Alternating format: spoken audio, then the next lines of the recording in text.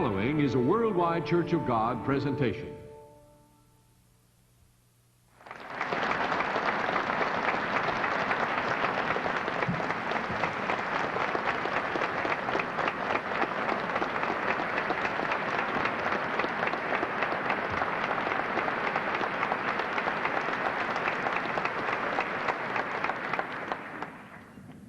Well, greetings, brethren. Brethren in Australia. We just came, I visited day before yesterday, I guess I should say, the SEP summer camp. Now, I just want to say a word about these summer camps and about our YOU and YES program. Perhaps it is the most important program in getting the gospel to the world that we have. I don't think our brethren have ever realized just how important it is.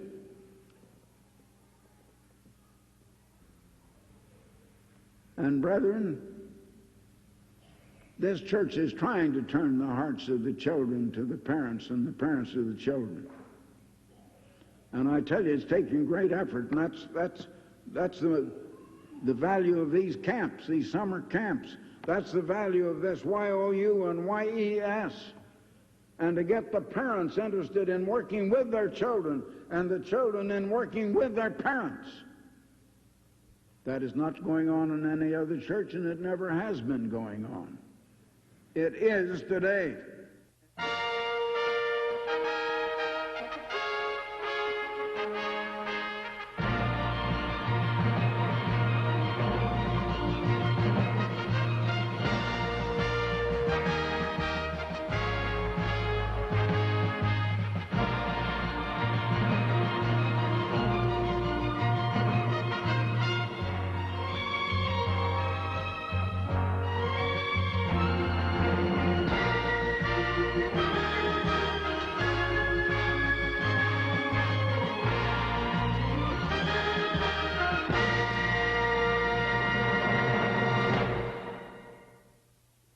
We're commissioned to get the gospel, and the gospel is the good news of the coming kingdom of God. It's not a gospel about Jesus Christ, it's the gospel of Jesus Christ, and that's the gospel he proclaimed, and the gospel he proclaimed is the good news of the coming kingdom of God. Now, when we proclaim that to the world, most of them are listening with dumb ears. They can't understand a word.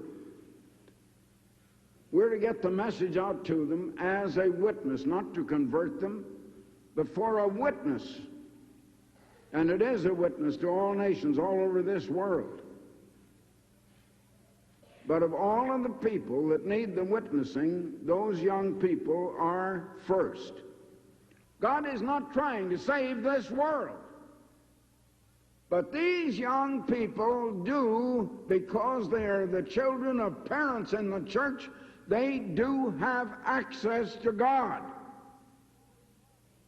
And in just 10 short years, most of those young people are going to be getting married and raising children of their own.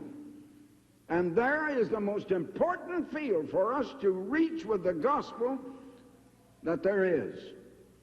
And I find that many of our brethren don't realize at all the importance of the work of the church in the YOU, the YES, and what we're doing with these young people. I would like to wake you up and have you understand and realize how important it is that we get to the youth. And they're the ones that are the coming leaders in God's world tomorrow when Jesus Christ comes to rule over all nations. And even if they're not converted yet, they will have much of the training and they will be leaders. And to be indifferent against a camp like that would be one of the worst sins you could commit, brethren. So I hope that none of you will be.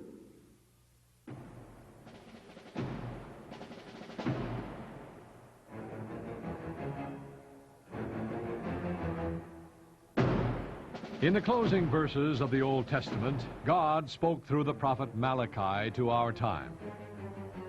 He spoke across the ages to a generation living near the end of 6,000 years of history.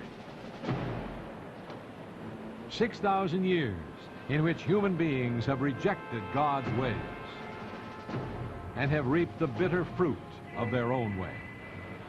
The society they have built is based on a foundation of greed and selfishness. It is ruled by Satan, once an angel of light, but now the adversary of God. It has become his world, and it is doomed to destruction. To this end-time generation, God would send a messenger whose commission, like Elijah of ancient Israel, is to restore the truth in the midst of moral and religious confusion.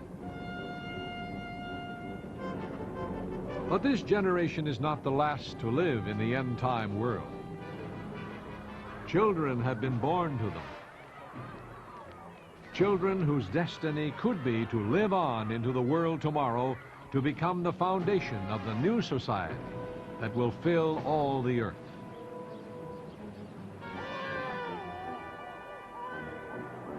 Against these children, Satan has waged a relentless and insidious war to destroy their potential and rob them of their destiny.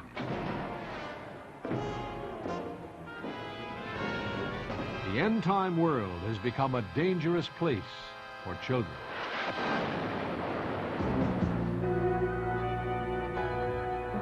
One-third of all people on earth today are children under the age of 15. Most live in the poorer countries, condemned to a life of misery and squalor. 1 out of 5 of these children will die before they reach their first birthday.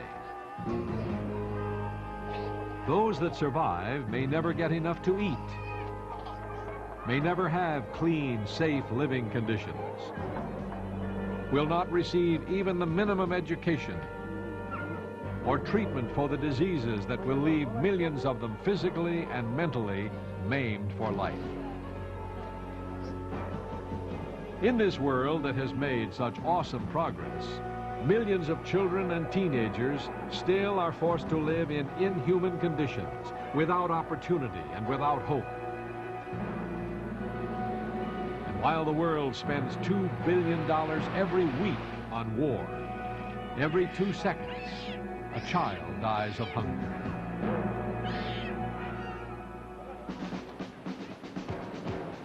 In the developed world, physical living conditions are better. Improved sanitation and medical facilities have greatly increased the children's chances of growing up. But the children of the richer world must face other serious problems, for Satan has flooded their world also with cruel deception and lies. In the midst of affluence, these children face moral and spiritual poverty, as Satan uses every evil device to undermine marriage, education, to pervert culture, and discredit what remains of the true values. Children become ever more frustrated and confused. They become alcoholics or hopeless drug addicts. They're drawn to bizarre and perverted entertainment. And many are driven to suicide.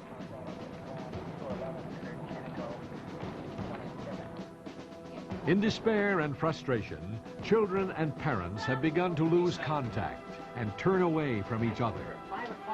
The family, the basic building block of civilization, has begun to crumble.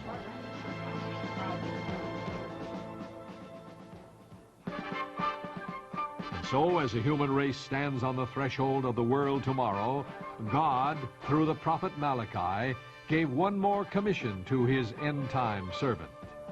And he shall turn the heart of the fathers to the children, and the heart of the children to their fathers, lest I come and smite the earth with a curse. That is the challenge facing the families of God's church today. The Bible shows that the children of the people God has called also have a unique opportunity. Well, I've been waving to you ever since I arrived. Now I'll say hello and greetings. young pioneers, because that's what you are. Well, I want you to understand, and really understand, who you are. I suppose if I'd ask you, you'd say, well, that's a crazy question. We know who we are. Well, I'm not so sure you do. I'm not so sure you do. But there's one scripture in the Bible that especially concerns you young people, and that's in the New Testament in 1 Corinthians 7 and verse 14. And that shows that your parents, supposing you're in a divided home, maybe your mother left the church and your father's in, or maybe your father left the church and your mother stayed in. If even one of them is in the church, you, as their children, are what the Bible calls sanctified because of the one who is in the church. Now, that doesn't mean God has called you.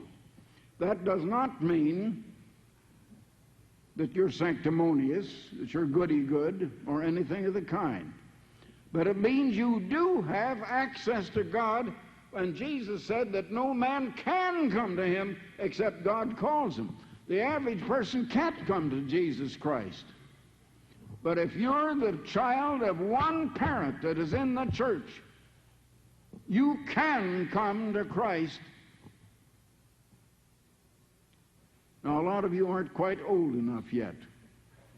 But when you come to the place where you see this seriously enough and you know that you're tired of the way the world is living and the way you've been living and you want to live God's way, you can come to Christ. The door is open. You have access. Now, that doesn't mean you're any better than other kids, but it means you've got that chance now and they'll have to have it later. They're going to get it just the same as you. Doesn't mean God's favoring you any more than them. But you can have it now. And that's one way that you are different. I said in the beginning, I want to tell you who you are. And I think that a lot of you didn't know what I just told you. You are young people that have access to God in a way that other kids do not have yet. To help families meet the challenge and to help bridge the gap that has opened up between parents and children, the church is developing a comprehensive youth educational program. This program, directed by Pastor General Herbert W. Armstrong, is designed to support the parents in teaching their children and to provide positive educational and recreational opportunities for the youth of the church. Youth 84, soon to be in its 5th year of publication, is written to help teenagers deal with the problems and pressures unique to their generation. Its lively, colorful pages show its readers how to live carefully in this world while preparing for the future that God has waiting for them. Through the youth educational services, the church has developed a multi-level correspondence course for children between the ages of 5 and 13. The YES course gives parents a helpful tool to teach their children the basic principles of God's plans so that they can start out their lives on the right foundation. The individual lessons of the YES course are written by senior ministers and experienced teachers. Mr. Armstrong reopened Imperial Schools in 1980 as a co-educational non-profit private elementary and secondary school. Like Ambassador College, it was founded to recapture the true values in education. It is a pioneer in education today and a forerunner of the schools of the world tomorrow. YOU, Youth Opportunities United, is the Worldwide Church of God's international program for teenagers. Through many varied activities, YOU gives older children educational, social, and recreational opportunities within the framework of the church.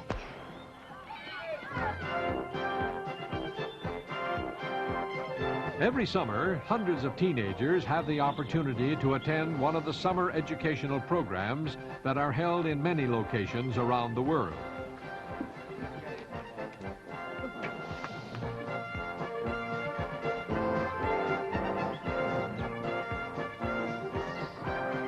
Young people from all backgrounds come together for 3 weeks of challenging activities and fun. But it is fun with a purpose.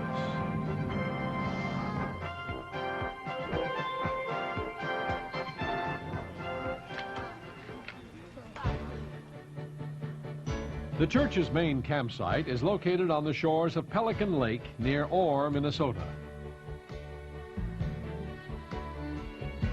In the 20 years of this camp's existence, much valuable experience has been gained in training, teaching, and encouraging teenagers. For many, the 3 weeks of summer camp has been a turning point in their lives. Mr. Armstrong knows how responsive a teenager can be to encouragement. In his autobiography, he remembers how when he was 16 years old, he had a summer job. His employer praised his work and expressed confidence in him. For the first time, the young Herbert Armstrong was fired with the ambition to make something of himself and become a success. It was a turning point in Mr. Armstrong's life. The summer education program can be the turning point for other young people. Perhaps the right word of encouragement will help a teenager think seriously about the opportunities ahead.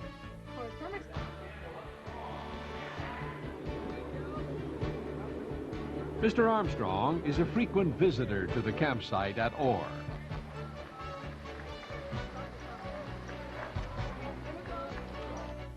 In a moment of relaxation before meeting the campers, he reviews the purpose and goals of the summer education program. I think we should teach them a little differently, that not just your goal should be to get into the kingdom of God. Right. But your goal should be to learn how to, because in the kingdom of God, they're going to have to teach others and be a leader, lead others, guide others, in other words, rule over others, plain language. Mm-hmm. But rule means leadership, setting the example. Well, I tell the counselors and the staff that our #1 goal here is to get young people talking to their mom and dad and talking to the minister and working on their problems themselves. If we can get them talking and communicating and mom and dad will listen, then that's very important. Well, in other words, they learn to start a different kind of life, and the question is, do they continue on that kind of life, or they just make a start and go back? You say about 75% continue. Right, I would say between 70 and 75% as of last year, and hopefully it will be... If just 1 or 2 continue, it's worthwhile. Right. The 75%, how many do you have here at each camp? We have 336 each session. Yeah. So well over 1,000 just in Orr. And then close to 300... Through the summer, over 1,000. Yes, over the 3-month summer. And they're willing to work on it, but they do need help and guidance. They're still teenagers. The summer camp is first and foremost a place of education. And Mr. Armstrong has long taught that education should be conducted in an atmosphere of quality. He makes a point of personally inspecting all new facilities.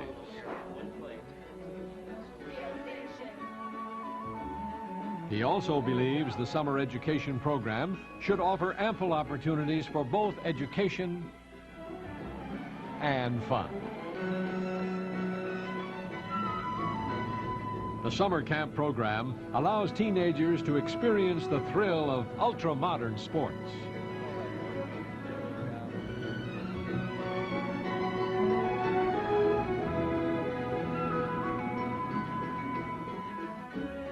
Others can enjoy more down-to-earth recreation.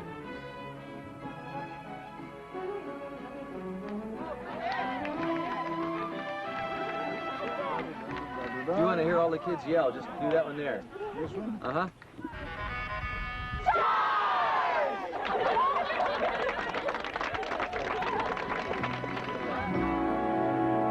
Summer camp is fun, but behind the fun, there is a serious purpose. Discussing the camp program with ministers and senior staff members, Mr. Armstrong explains how the weeks spent at SEP should also be a learning experience. I am impressed that many of the members of the church scattered all around the world probably must have the idea that these camps are just a place for kids to come and get into some sports and have an outing. Maybe they get into a lot of mischief and all that sort of thing. It's just a case of having fun. And I wish that all the members of the church could come to one of these camps and get their eyes opened. Yes, they come here and have fun. But the thing is, they get a new definition of fun. Some children have come to these camps that have been trying to get fun out of drugs, smoking marijuana, and then even worse things. They learn that that's no fun and that it's only harming and damaging them. But they learn things here and skills that really are fun and that are enjoyable. Now, we're trying to teach children at these camps some of the better things of life that are worth more than just money.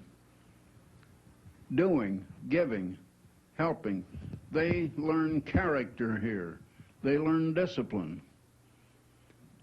This is, in 3 weeks, the transformation that is made in the lives of these children is unbelievable. The time to begin teaching is little children. And we adults have been overlooking that fact too long. This is the work of God Almighty. And the most important phase of it is the little children. And thank all of you people here on the staff for the work you're doing with these young people. You will never know how valuable the work you're doing really is and how much fruit it's bearing. But I can tell you, and someday you'll learn it. So thank you. The fine facilities at the summer campsite encourage a high standard of play, and enthusiasm runs high in both players and spectators. While the campers receive expert instruction in improving their skills at their favorite sports, the greatest emphasis is placed on developing a right attitude. A sense of fair play, accepting your mistakes, helping the other players to do their best, are traits of character that far transcend the basketball court. Once learned, they can carry over into other aspects of life. An important lesson that instructors teach is the ability to work in harmony with others, to achieve success as a team. You know, a lot of times in playing sports, especially today, the main emphasis is on who wins the game. Well, I want to bring out a few things before we take the field here this morning that are things that we want to emphasize and will be emphasizing in your classes here at the SEP camp. One of them that we want you to keep in mind is very important, and that is teamwork. How well do you play together as a team and as a group? Or are you just a group of individuals playing just for yourselves? Everyone's position is important. Doesn't matter what it is. You might even be a substitute. Maybe you're not going into the game right away. But when you do go into the game, when you're called upon, your team is going to be looking to you to perform and to back them up in the best possible way.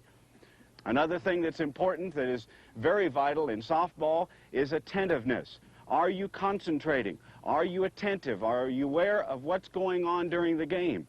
Because the game can go by and change very, very rapidly and quickly. And if you're out in the outfield and you're watching some of the other people in the other areas, if you're not concentrating, if you're not listening, then you're going to find out that you'll make a mistake or you'll let the team down. And that's something to remember in your life also as you go beyond SEP, being alert, being attentive, concentrating, and working on that. These are things that are not only important for you while you're here at SEP, but that you can take with you as a part of your character. Ministers with many years of experience quickly build a rapport with the campers. Okay, we're going to go out in the field in just a moment. Do we all feel like we can put some of these things into practice? Yes, sir! Okay, let's get our gloves and head out. Good sportsmanship, fair play, seeing that everyone on both teams has the chance to do their best. Campers soon learn that when a game is played this way, everybody wins. Perhaps the most challenging opportunity offered by the program at Orr is the 3-day canoe trip through the beautiful country along the border of Minnesota and the Canadian province of Ontario, one of the last true wilderness areas of the United States. Proper orientation and careful preparation are essential if the adventure is to be a success. I want to start out, first of all, by telling you that I hope you're going to have a lot of fun. I want you to really get out and enjoy that. How many of you come from a city, live near a city? Most of you? How many of you have ever been on a canoe trip like this before? Just a very few. Okay, a short one. How many of you have been on one of these before up here at SEP? All right, so it's a new experience for most of you. I want to tell you a little bit about where we're going. It is a habitat for all kinds of wildlife. In the last trip, we saw 4 moose so at one time. We've seen bald eagle, badger, lynx, and of course the American brown bear. They are quite prevalent. Even this year we've had bear in the camp ransacking the food supplies, so you know, it is, like I say, very much a wilderness area. Now you'll find that if you take an approach to this trip of being negative, of being downhearted, of saying, oh, I want to be back at camp, oh, you find that 1 or 2 of you begin to grumble and you start listening to one another, you know, you're going to find you slow down, you're going to find you hate the trip. When you start to do that, when you get tired, if instead you put your head down and you paddle harder, and if you start to complain, if you bite your tongue and close your mouth and say something cheerful, you're going to find that this is the greatest thing, you know, that happened to you. It may rain, you may get sunburned. It may be calm, it may be windy. That's part of the beauty of it. We have absolutely no control. This is the Boundary Waters canoe area right here. Like I say, it's about 150 Wilderness canoe miles. trips have a permanent Nothing impact but pure wilderness. on the life This of up the here is camper. Canadian equivalent. Partially And it's because even they bigger last than for this. 3 days, Absolutely fantastic. partially You'll be- because of the you'll unique be setting, on the, where there's Canadian more record water quite a surface bit of the than time. land. All right? You'll probably camp in there one night, and then the last day you'll come down over Devil's Cascade and down the Little Indian Sioux River, where at 3 o'clock in the afternoon we will pick you up, you know, suntanned, windburned, and beards, macho. All right. So the first day, plan on it, you're going to hurt. Your muscles are just going to be sore. You'll get up next morning and, man, you really have to stretch out. The second day, after a couple hours, you begin to feel really good. And the third day, you could conquer the world. So we expect to see you come in here with paddles working and big smiles on your face and haven't had a great time. Remember, though, you guys are the ones who make it a good time or a miserable time. So regardless of what the weather or the wind conditions do to you, you guys pull together, make a team, and build some character, and you'll find that as a result of doing that, you're going to have the time of your lives. All right? All right. All right. During this 3-day trip, they take into these craft all of their food, all of their clothing, all of their shelter. They begin 3 days that contain incredible opportunities for character development. Character development does not require huge decisions, but can be decisions over seemingly small issues, but made properly and reinforced, become part of our character. Campers are faced with dozens of opportunities per hour, and it's into this unique setting that we send 10 people on a once-in-a-lifetime experience.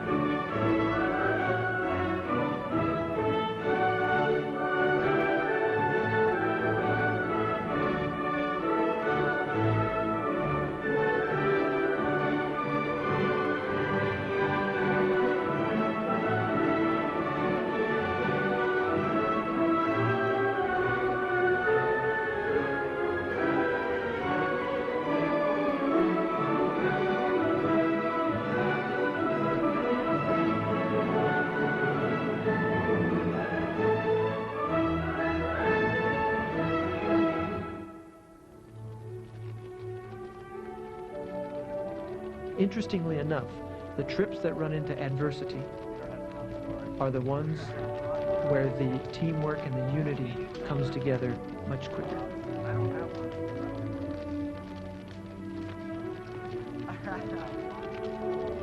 When the same campers are 30 years old and have a wife and children, and some trial comes into their life that threatens to stop them cold, it may very well be a canoe trip that they look back upon and say, this experience is what helped give me the character and the help that I needed to get through this trial. At the end of 3 days, it is a moving sight to see a group of campers come across the lake with their paddles flashing in unison. These same campers are the future leaders of God's church and in the world tomorrow. And it is experiences like these that helps them learn to be faithful in little, which will go a long way in helping them later be faithful in much. Welcome home, fellas! Have you ever thought about how An important addition to the summer education program is the Communication Center. In this small but well-equipped facility, campers are able to experience for themselves some of the aspects of radio, television, and newspaper production. Who knows, for some, this might be the beginning of a rewarding hobby or a lifetime career. we use the team concept in communications as well. We will pick a dorm and break them into various groups. Each group will work in one aspect of communications. One might do a writing assignment. Another group might do a radio tape. Some would work with the television cameras, while the rest of the class would be working in photography. Most of the campers who come here have never had any experience with a 35mm camera. We take them through the whole process: how to use the camera, processing the film, and darkroom techniques. Then they get to take a piece of film and make a print of their very own. It's quite an experience for most of these campers. They go out and take their own photographs.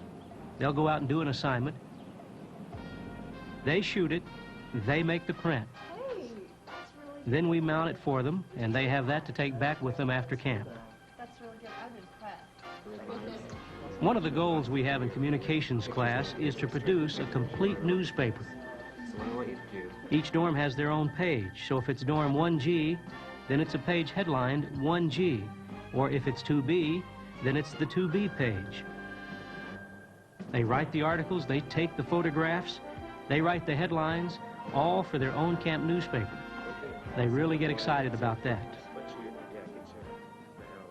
While teenagers enjoy experiencing the new things, time is taken to teach the age-old principles, without which true success is not possible. An important part of summer education programs worldwide is the Bible education class. We're going to take a trip into the world tomorrow. And Mark, would you start reading Isaiah chapter 2, verse 4? And he shall judge among the nations, and shall rebuke many people, and they shall beat their swords and plowshares, and their spears and pruning hooks. Nation shall not lift up sword against nation, neither shall they learn war anymore. Now let's stop here and look at this verse. It says, and shall rebuke many people. Have any of you ever been rebuked? Okay. And have you been rebuked recently? Yes. Okay. By who? Okay, your counselor. Then you know how Christ will rebuke the nations. Yes. You'll see how important it is for Christ to rebuke the nations. Okay? And then it says that they shall beat their swords into plowshares and their spears into pruning hooks. So how do you apply that to a modern, should I say, application? Yes, right here. You're going to convert, melt down all the weapons and everything and make it into farm equipment. Okay, name me some weapons and name me some farm equipment, okay? Yes. The MX missile. The MX missile? Yes. In the back. Things like tanks and the tractors or farm equipment like that. Okay, yes. Over here. You have like the intercontinental ballistic missiles and just all the different types of missiles that are used in nuclear warfare. And they will be turned into what type of equipment? Now, name me some specific farm equipment. Yes, back there. Tractors and trucks and stuff. And stuff? All right. Name me some more stuff here. Yes. Balers. Balers, yes. Harvesters. Harvesters. Combine. Combines. So here we have a application of the world tomorrow where the weapons which man will make in this age will be used for farm equipment. Or should I say the metal will be used for farm equipment in the world tomorrow. Some of the challenges that these teenagers will face in the future may seem impossible and out of reach now. Building the world tomorrow will be a job for experts.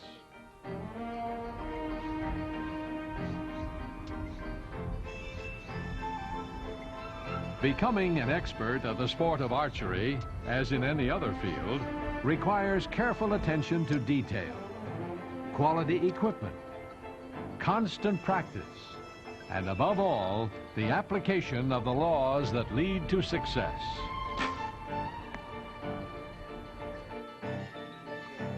The campers at the summer education program discover in their first archery lesson that there is a lot to learn before they can shoot an arrow accurately. Okay, keep up the good work. Okay, how you doing over here? Well, not too good, Mr. Sexton. Not hitting the target. Okay, well, go ahead and shoot this arrow and we'll see what you're doing. Okay. All right, what you want to do is raise your elbow up just a little bit, and you want to use your right eye. So open your right eye and close your left eye. Whenever you're ready, you can relax your fingers and let the arrow slide out. Good shot. Excellent. Thank you, sir. With encouragement and expert instruction, this camper begins to reach a level of achievement that he thought was impossible. Okay, you want to make sure your right eye's open. Sit your left eye's closed and just let the string slide away from your fingers. Nice and easy. Great. You're doing much better.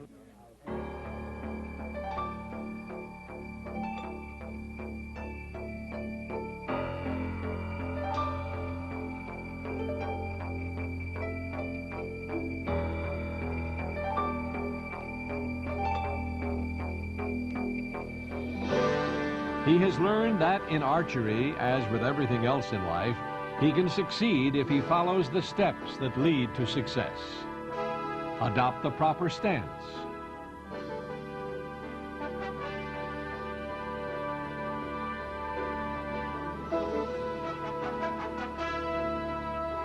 Notch the arrow in the bow. Draw the bow back. Anchor the arrow. Take careful aim. Release the arrow and follow through. He hit the bullseye, but even more important, he has gained some confidence. Maybe these campers will never use a bow and arrow again, but they have learned an important lesson. Goals that at first seem out of reach can be accomplished if you follow the laws of success. And the fourth law of success is? Try! Now what is... At SEP in Big Sandy, Mr. Armstrong enjoys seeing the young campers being taught these same laws that have borne so much fruit in his own life. All right, drive is the fourth law of success. What is the fifth law of success? Resourcefulness. And the sixth law of success is? Perseverance. And the seventh law of success is? Contact with God. Good. All right, we've discussed how to have that contact with God. What are some of the ways that you do have contact with God? Personal contact. All right, anyone? All right, Stephanie? Prayer. All right, prayer is one of those basic ways. Kathy? Bible study. Bible study? Meditate. Meditation? Yes. Fasting. All right, and fasting. Those are some of the ways that you can draw closer to being closer to God. And so the campers at SEP learn that there are laws that will lead them to success in the things they want to do now and in meeting the even greater challenges of the future.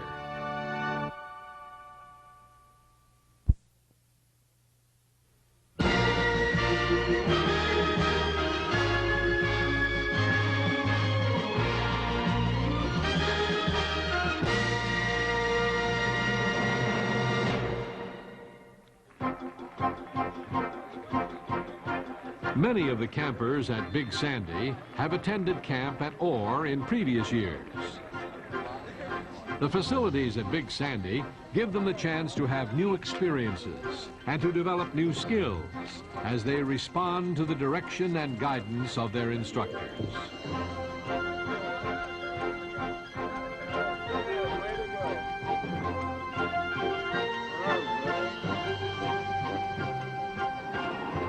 Big Sandy is unique. Since the campers have had previous experience, they are a little older and a little more responsible. They come to Big Sandy having better attitudes, having built a little better character, having more self-discipline, and better respect for God's laws and for man's laws. It is also unique in that not every young person in God's church can attend Ambassador College. However, the facilities are being put to good use during the summer months, in that hundreds of young people are getting a chance and an opportunity to see the campus and to be instructed by the college faculty. It gives them a chance to also see that Mr. Armstrong is not only concerned about their first camp experience, but that he is also concerned about their future as well. Now, I've tried to tell you what's the purpose of the church. I've tried to tell you what's the purpose of human life and why God had people created. I've tried to tell you something about who and what God is. Now, I hope it made sense to you, and I hope you can take these things home with you. Now, just remember, you're no better than other kids, but you're learning things they haven't had a chance to learn yet.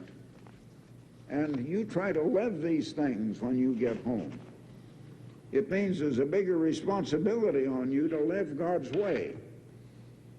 And others don't know how to live that way yet. But there's a big responsibility on you to do it, and you'll be so much happier if you do. And look how wonderful this earth can be if we live right. Look how beautiful things are on this campus. The beautiful trees and beautiful lawns and beautiful things. And if we just live beautifully, then everything is beautiful and lovely and we're all happy. That's what we're trying to teach you here. And we have these camps all over the world. We have one in Scotland. We have them in New Zealand. We have them in Australia and in South Africa.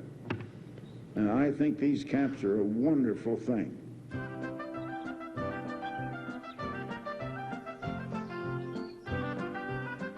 The summer education program for Britain is held on the banks of Loch Lomond in southwest Scotland. Campers from several nations enjoy a variety of exciting activities during the 3-week program. When I first went to SEP 16 years ago, for me it was the fulfillment of a lifelong dream, because I was given the opportunity to do many things I never thought I would be able to do. Things which in Britain were just not available or were simply too expensive for the average person. Today, that is still the case. It's a real thrill to see teenagers involved in exciting activities they've never experienced before and would not experience apart from SEP. But perhaps the greatest satisfaction to me is to hear from parents after SEP describing the positive effect camp has had on their teenagers. Many are enthused and inspired and filled with a sense of accomplishment and simply can't wait to come back the following year. In fact, I remember one parent coming to me after church services, and he was really excited.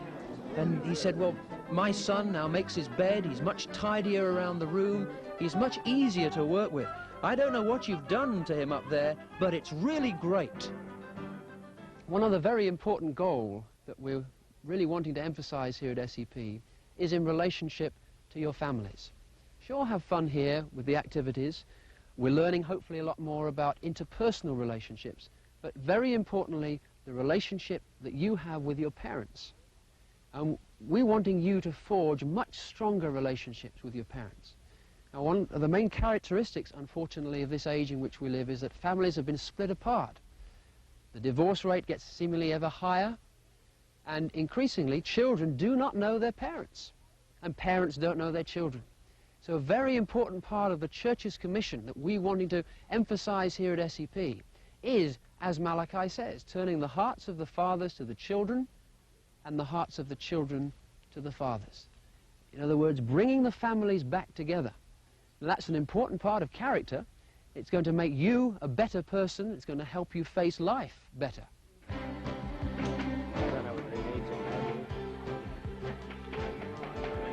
In the leatherwork class, the campers learn a practical skill.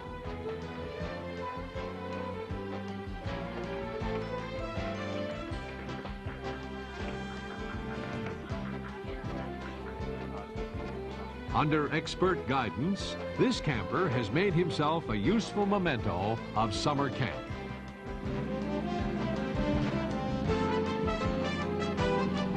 Sooner or later, most campers want a flight on the parasail. What do we got here?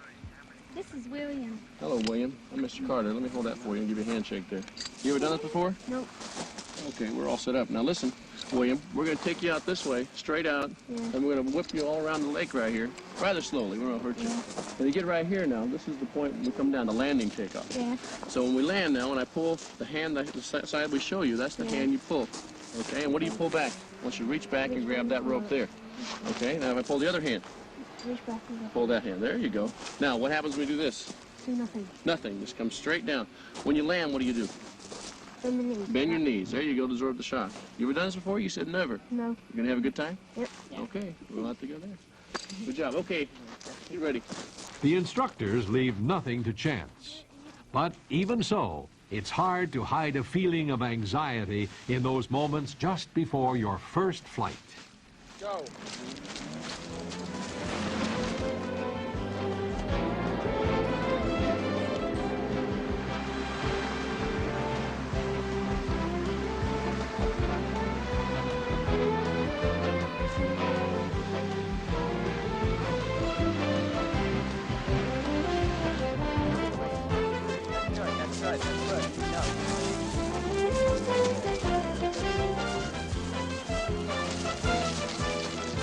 Back to Earth after one of the most exciting few minutes of his young life. The moments of apprehension were worth it. Now he has the quiet confidence that comes from facing a challenge and succeeding. Congratulations. Demonstrating his interest in all the youth of the church, Mr. Armstrong traveled to the southern hemisphere to visit the campsites in both New Zealand and Australia. He was met in Wellington, New Zealand's capital city, by a group of college students and young church members who were touring New Zealand by bicycle.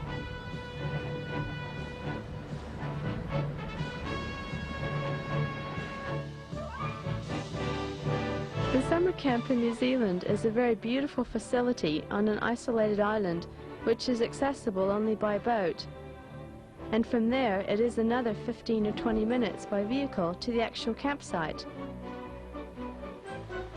This part of New Zealand is still unspoiled. It's almost like entering a new world. The campers are asked not to bring radios, which helps create a very serene and idyllic atmosphere. It's about as close to a millennial setting as I've ever experienced.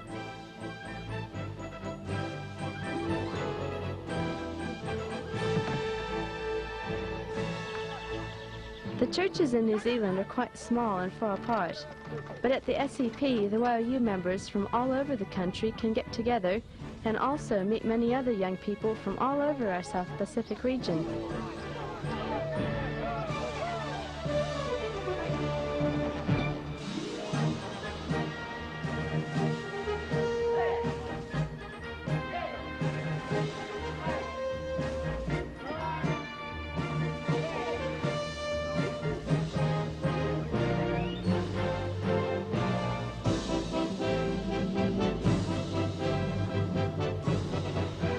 In addition to the usual summer education activities, the magnificent location offers many unique experiences, such as learning to sail a luxury yacht as she cruises in the warm waters of the harbor.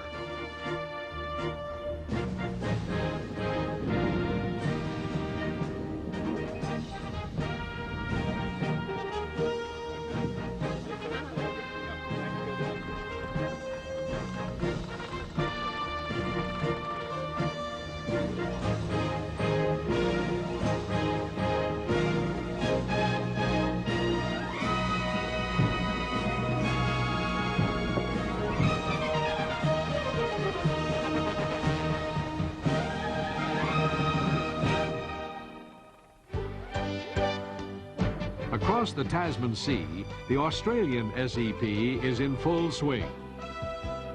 A permanent campsite is being developed at Mugara in southeast Queensland.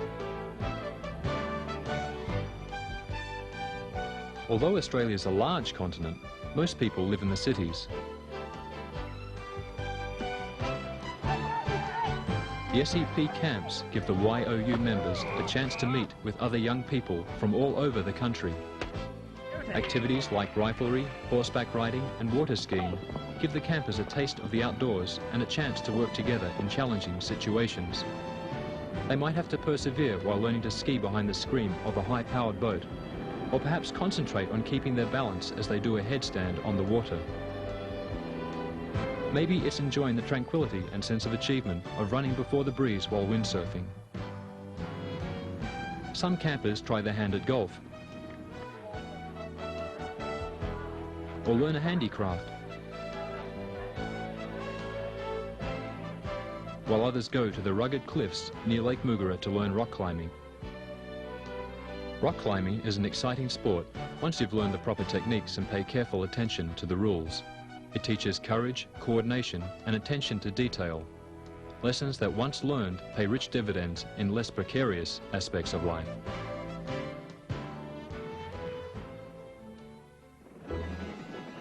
Mr. Armstrong flew to Lake Mugara by helicopter after visiting the Australian regional offices at Burleigh Heads. Dear Mr. Armstrong, I've had the opportunity of attending the camps in Orr, Minnesota, Mugara, Australia, and also visiting the camp in Big Sandy, Texas. There is no possible way to thank all the people who have helped me to have some of the best times of my life, but I would like to thank you. I have heard you speak several times at Orr and also in Australia. I remember the excitement that the others had felt, especially in Australia where your visits are not as frequent. You talk to us as a grandfather would, warning and encouraging us. Sir, I want to thank you again for your continual concern and support of God's youth, because it is helping us to come closer to our ultimate potential.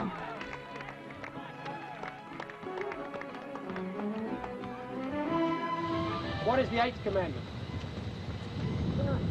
Okay, you shall not steal. Let's turn to Ephesians 4, verse 28. Ephesians chapter 4, verse 28. While we're turning there, let me ask you, when does a thief cease to be a thief? Okay, it's not just a matter of when he stops stealing. That's just a thief between jobs, more or less. A thief ceases to be a thief when he ceases thieving and then repents. It's not just a case of stopping the act. It's turning around and replacing it with something good. Driving out the evil with something that is good. So from Ephesians 4:28 we find here that a thief ceases to be a thief when he becomes generous, when he begins to give, to practice the way of give rather than taking from other people. What are the different ways that we can steal? Yeah, just by at work, you not working hard enough or taking from the lunch break or something like that. Okay, not putting in an honest day's work is stealing from the boss, isn't it? Okay, borrowing, quote unquote, as opposed to literal borrowing where the person doesn't know you're taking it. That really is stealing because you haven't been authorized to have possession of their goods. Taking a bribe. That's an example of stealing.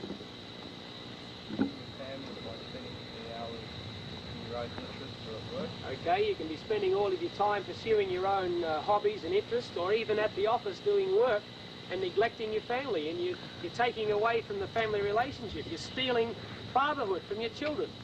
You're stealing the relationship that the wife needs with her husband. They're stealing from God, stealing God's tithe. Okay, people rob themselves and they rob God when they steal God's tithe. Okay, giving somebody a bad name, taking away their good reputation. That's also theft, isn't it? So there are many ways that we can break this commandment, and if we learn to look at the expanded form as Jesus Christ magnified the law and made it much more far-reaching than just the physical act of taking something that's not yours, you understand these laws in their full spiritual intent, and it becomes a lot easier to be able to be like God, because God's law is what God is. And as we keep God's law and take that law into our minds and begin to practice what God teaches us to do, the 7 laws of success, the 10 commandments, we become like God. And that is the purpose of human life, so that we can become like God. After carefully inspecting the new campsite, Mr. Armstrong talks to the campers and staff. There's one thing terribly wrong with this camp. You know what it is? I've got one big criticism. It only lasts 3 weeks. It ought to last forever, if possible. Now, you're going to have problems when you get home. You'll find other kids your age aren't living like you learned to live here. Now, you've been tested on certain things here. Tightrope walking and some of the things you've done, and mountain climbing. Some things have tried your nerves, see if you've got the nerve to do it. And you'll be tried to see if you've got the nerve to stand up for what you learned here when you get home. You'll see about it. And just pray to God and ask Him to help you, and He will. Believe me, He will if you pray and ask Him. So remember, you've found a better way of living. Don't ever lose it. Don't ever forget it. Just keep it, and keep it forever. So all of you carry on. I feel greatly rewarded for I've come a long ways to come here and see you in this camp. It's a long ways from Pasadena, California here. It's been worth it. I'm glad I came, glad I saw you. I'm glad you had the fun you've had here. And I hope that many of you will come back next year. And just remember that what you've learned here, don't ever let it get away from you. So I'll just say goodbye with that.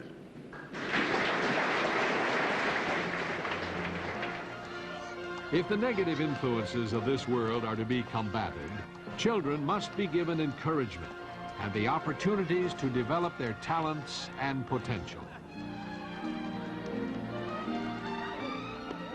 Through the Ambassador Foundation, Mr. Armstrong has made constructive contributions to the education of young people in many parts of the world. While visiting a school for Hill Tribe children in northern Thailand, on behalf of Mr. Armstrong, Dr. Herman Hay presented a gift and offered some words of encouragement. At Bunyat Special Education Center outside Amman, Jordan, several Ambassador College students have taken a year off from their studies to become teachers.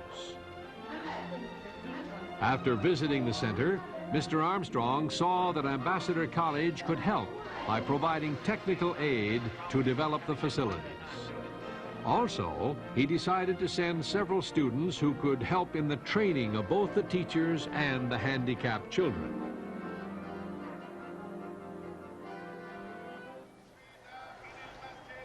In Jerusalem, Arab and Jew live together in an atmosphere of tension and suspicion.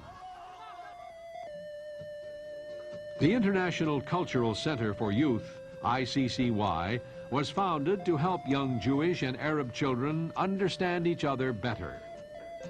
For this reason, Mr. Armstrong has been an enthusiastic supporter of the ICCY for many years.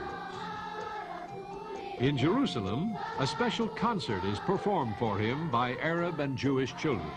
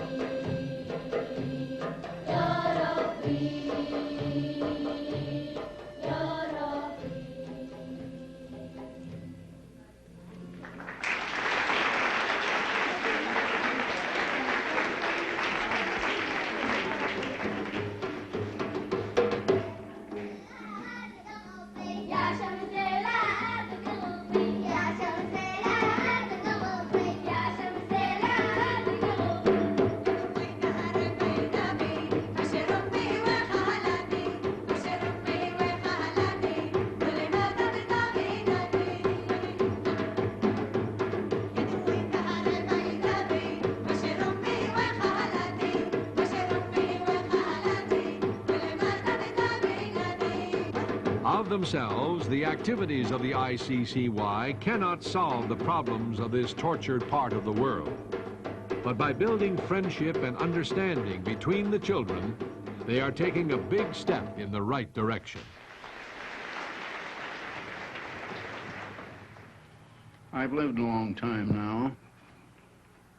I'll be 92 this month, before this month is out. And I see the handwriting on the wall, and I see the way things are going in the world. And we haven't got much time. And the big job, once we've gone through this crisis, and Jesus Christ comes as King of Kings and Lord of Lords, and we start the world tomorrow, a new world, and this world is dead and gone. There are many people who are going to survive all of the troubles of the Great Tribulation, and they will have children. And I can see that it's going to take not less than 3 whole generations before we can have world peace. Even after Christ comes, many of you seem to think that we'll have world peace just hocus pocus as soon as Christ comes. It isn't going to be that easy. Something has to cause it. People have to change the way they live before we have world peace, because it's the way people live that's causing all of the trouble today. And so we must teach our children a different way of life. In the French province of Lorraine, near the little town of Morin, 80 children and teenagers from several European countries enjoy a summer education program, French style.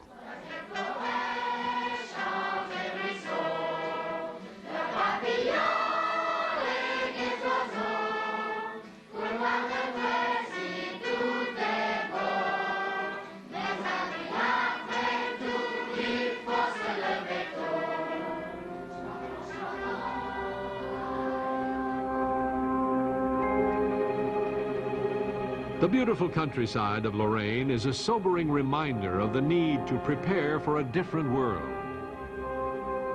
For in these green fields on the border of France and Germany, Europe's great armies have clashed across the centuries. The Kaiser drilled and paraded his troops here. Then he led them into war, and a generation of young men were slaughtered. After the First World War, the territory was given to France. The French built a formidable barrier, the Maginot Line, to protect their frontiers forever against the enemy. But to no avail.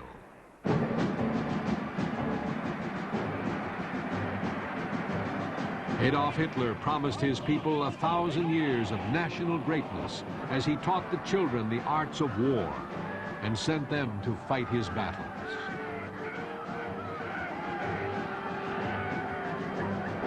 The Nazi legions devastated Europe for 4.5 terrible years before they were pushed back and destroyed by the combined armies of the wartime Allies.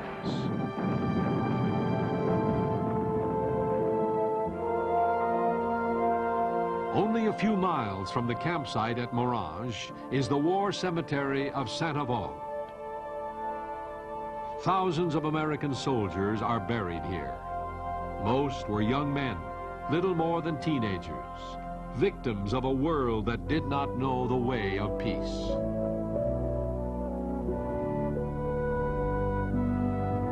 It is sobering for the young YOU members to visit this cemetery. No greater contrast could be drawn between the ways of a world held captive by Satan and the way of life that comes from God. Satan's world has brought 6,000 years of misery and death.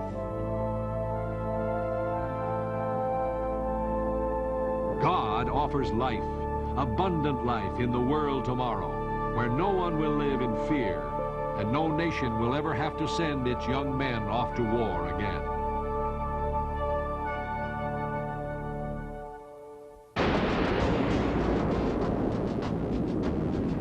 One great conflict still lies ahead for the human race, a war in which terrible weapons will be used. So great will be this war, so devastating the power that will be unleashed, that unless God intervenes, no flesh would be saved alive. But God will intervene and bring the dazed survivors into the world tomorrow to begin a new way of life.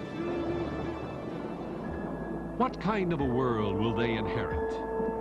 Once lush farmlands will have become barren wastelands. Forests will be destroyed. Transportation links will be in ruins, and communication networks shattered. Lakes and rivers will be polluted. Food will be in short supply, and the air may be polluted from the dust and debris of nuclear war. There will be millions of widows and orphans in need of help, wounded in need of healing.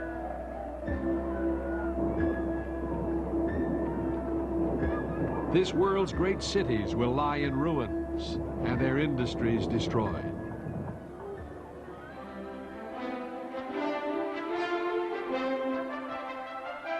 The rubble must be cleared and the waste places rebuilt into sparkling, clean cities that are exciting to visit and a pleasure to live in.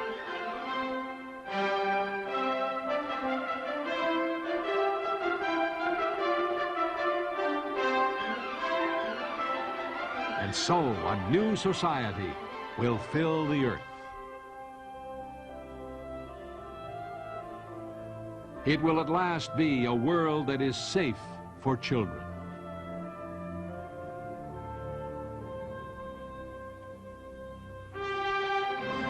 We are on the threshold of a new world when the knowledge of God's way of peace will cover the earth as the seas cover the ocean beds.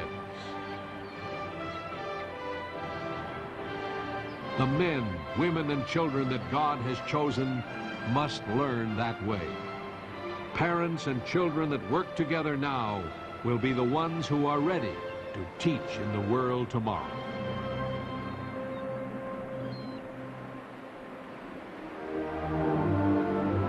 He shall turn the hearts of the fathers to the children, and the children to their fathers.